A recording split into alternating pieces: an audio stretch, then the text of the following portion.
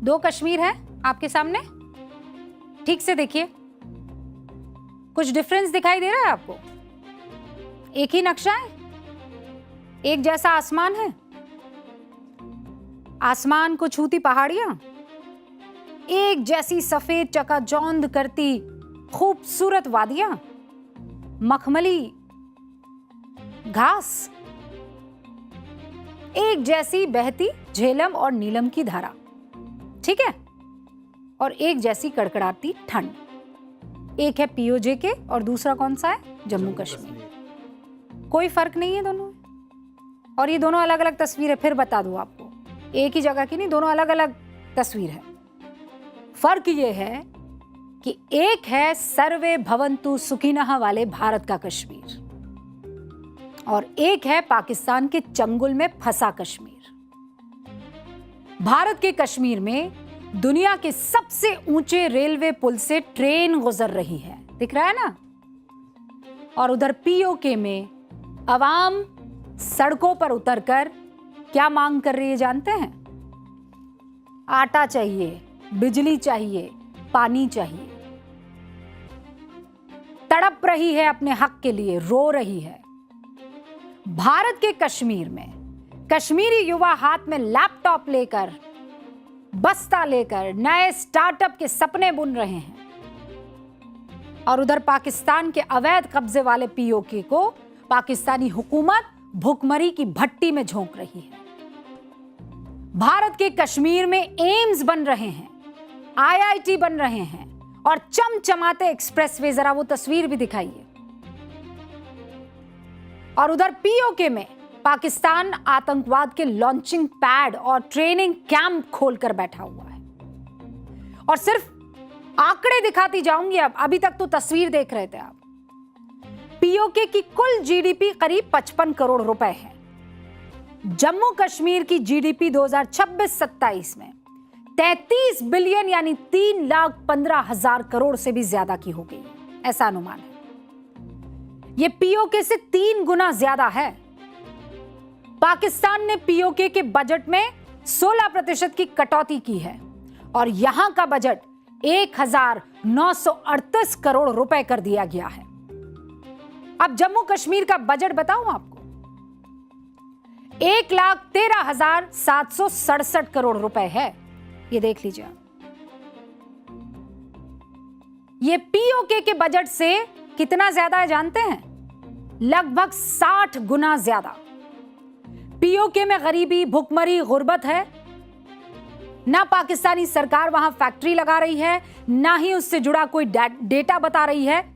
उधर भारत के जम्मू कश्मीर में कुल 1,729 से ज्यादा रजिस्टर्ड इंडस्ट्रियल यूनिट्स बन गए हैं। 42 नए इंडस्ट्रियल एरिया बनाए जा रहे हैं। ये दो अलग अलग कश्मीर की मैं आपको कहानी सुना रही हूं, बहुत गौर से ध्यान से सुनिएगा। 2024 में जम्मू कश्मीर 2,35,00,000 से ज्यादा पर्यटक देख चुका है, उनका इस्तकबाल कर चुका है। कितने? 2,35,00,000 से ज्यादा पर्यटक। जबकि वही खूबसूरती, वही पहाड़, वही झेलम पीओजेके में भी है, उसके बावजूद 2023 में सिर्फ 11,25,000 सैलानी वहां पहुंचे। जम्मू कश्मीर में कुल 298 किलोमीटर लंबा रेल नेटवर्क है, पीओके में रेल लाइन है ही नहीं। हमारे जम्मू कश्मीर में कुल 2,035 किलोमीटर लंबा हाईवे नेटवर्क है, पीओके में कोई बड़ा हाईवे है ही नहीं। जम्मू और श्रीनगर में बड़े हाईवे, हवाई अड्डे मौजूद हैं, पीओके में एयर कनेक्टिविटी है ही नहीं। जम्मू कश्मीर में central university, IIT Jammu, IIM Jammu, AIIMS Jammu, NIT Srinagar, कई मेडिकल कॉलेजेस हैं। पीओके में है क्या कोई? एक बड़ा शिक्षा संस्थान तक नहीं है। यानी बिजली, सड़क, शिक्षा, हेल्थ, कोई सुविधा पीओजेके में नहीं है। अब एक सवाल पूछूंगी और सवाल चुभेगा, सवाल कड़वा लगेगा, लेकिन आज ये सवाल पूछना बेहद जरूरी है। आज उन सो कॉल्ड बुद्धिजीवियों को जो अंतर्राष्ट्रीय मंचों पर मानव अधिकार के ठेकेदार बनते हैं, मेरा सवाल उनसे है जो अक्सर एक रटा रटाया नैरेटिव लेकर आते हैं, जो लोग दिन रात ये प्रोपेगेंडा फैलाते हैं कि भारत में मुसलमान सुरक्षित नहीं है, भारत में मुसलमान को उनके अधिकार नहीं मिल रहे हैं, भारत में अल्पसंख्यक खुशहाल नहीं है। आज सच का सामना करने का हौसला रखिएगा। आज कागजी दावों को छोड़कर जमीनी हकीकत का आईना मैं दिखा रही हूं। आज दो ऐसे क्षेत्रों की तस्वीर आमने सामने रख रही हूं जो दोनों मुस्लिम मेजॉरिटी हैं, जिनका भूगोल एक जैसा है, लेकिन तकदीर में जमीन आसमान का फर्क है। दोनों जगह भारी तादाद में मुसलमान रहते हैं। पीओके से प्रदर्शन की तस्वीर आ रही है। पाकिस्तान परस्त गैंग को जवाब देना होगा कि ऐसा क्यों है कि वहां के लोग रो रहे हैं, तड़प रहे हैं। अभी कुछ दिन पहले तक पाकिस्तान से बातचीत की वकालत कर रहा था एक पूरा का पूरा गैंग, चाह रहा था कि अमन के कबूतर उड़ाए जाए। ये अमन के कबूतर यहां उड़ाए जाए। देखिए, उस पूरे इकोसिस्टम को #AllEyesOnRafah का ट्रेंड तो बड़ा जल्दी चलाना था, लेकिन ऑल आइज ऑन पीओके ये कोई चलाएगा? सब चुप हो जाएंगे। ये इन हाथों पर क्या होगा? लकवा मार जाएगा। क्योंकि ये इकोसिस्टम अगर पाकिस्तान के इस घिनौने चेहरे को देश के आम मुसलमानों को दिखाएगा तो दुकान बंद हो जाएगी। दशकों से पाकिस्तान दुनिया भर में कश्मीर बनेगा पाकिस्तान, कश्मीर बनेगा पाकिस्तान को जो खोखला नैरेटिव बेच रहा था, आज उसकी धज्जियां उड़ रही है कि नहीं उड़ रही है? पाकिस्तान ऑक्युपाइड जम्मू कश्मीर के लोगों पर जुल्म की इंतहा की, आतंक का राज कायम किया, वहां से खनन को लिया और बाकी पूरे पाकिस्तान में घुमाया। और जब उसके खिलाफ आंदोलन छिड़े तो लोगों पर जुल्म की इंतहा कर दी। कश्मीर को अपनी जगलर वेन बताने का पाकिस्तान का ढोंग और मुखौटा पूरी तरह से उतर चुका है। मेरा सीधा सवाल पाकिस्तान के इन हुक्मरानों से है, 70 साल तक आप लोग कश्मीर के लोगों को क्या पाठ पढ़ा रहे थे? कौन सा झूठा और खोखला सपना बेच रहे थे? आजादी।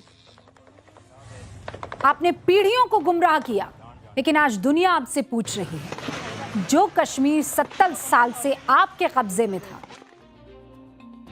उन्हें क्या दिया आपने? आज पीओके का आम नागरिक आटे की एक एक बोरी के लिए तरस रहा है। भुखमरी के हालात वहां पर है, बिजली नहीं मिल पा रही है, अस्पताल और बुनियादी ढांचा नहीं दे पा रहे हैं आप, और आप आजादी दिला रहे थे हमारे सिरमौर को। हद तो तब हो जाती है जब वही कश्मीरी अपने बुनियादी हक और सस्ती रोटी, बिजली और सब्सिडी के लिए आंदोलन करता है तो पाकिस्तान की हुकूमत उन पर बेइंतहा जुल्म ढाती है। पाकिस्तान में किस कदर लोगों के अधिकारों को दबाया जा रहा है, कैसे पाकिस्तान की हर नापाक हरकत हमारे सामने आ रही है, अब आपके सामने रखूंगी। 2010 जब पाकिस्तान के कब्जे वाले गिलगित बाल्टिस्तान में हुंजा नदी के पास भूस्खलन हुआ, हजारों लोग बेघर हो गए। एक नाम सामने आया, बाबा जान। बाबा जान ने बेघर 457 परिवारों की लिस्ट बनाई, सरकार से मुआवजे की मांग की, लेकिन 25 परिवारों को मदद नहीं मिली। बाबा जान ने उनके हक के लिए फिर से प्रदर्शन किया। उसके बाद सरकार ने प्रदर्शनकारियों को क्या दिया जानते हैं? गोली। कई लोगों की मौत हो गई और बाबा जान को गिरफ्तार कर लिया गया। उन पर आतंकवाद रोधी कानून के तहत केस दर्ज हुआ। करीब 9 साल जेल में रहने के बाद 2020 में उन्हें रिहा किया गया, लेकिन वहां के लोगों को हक अभी भी नहीं मिला है।